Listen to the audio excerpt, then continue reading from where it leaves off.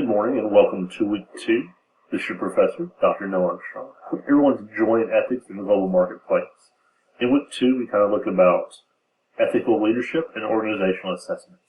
Many times we have to go into our organization and kind of figure out exactly what we're doing and what changes we might want to make and kind of how we want to go about doing that, or if everything is good.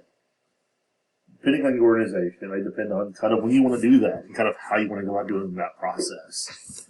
In week 2, we're going through this, and we're looking at chapters 6 and 7 of the textbook. Business and Society. That's a strategic approach to social responsibility. So it's kind of tells you kind of what we're looking at on this. So we're going to look at, we have the assignments of a discussion board post, which we have a question of how can an organization be socially responsible, promote legal and ethical conduct. So this will be one of those things where we're definitely look at kind of how we balance those items and kind of really look and see kind of how things move forward in a way that makes sense.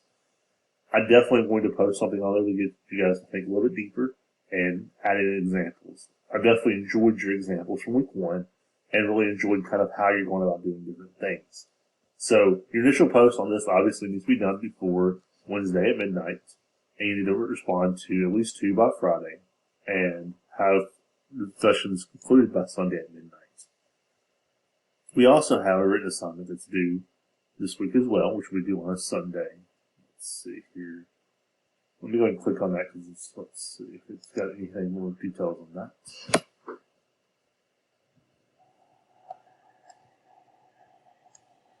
Let's see. For this, we're supposed to prepare a substantial paper that addresses the objectives of the assignments and expectations in the rubric. I'll show the rubric in a second.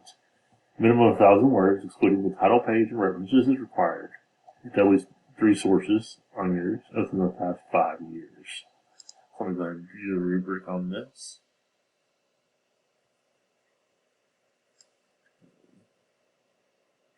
Maybe one of those things we need to actually kind of research this a little bit more too, because I'm not sure that I'm seeing. Oh, okay. Sorry, here we go. So I'm sure many of you guys probably have the same questions as me on this. So glad to open it up for you guys so you can see it.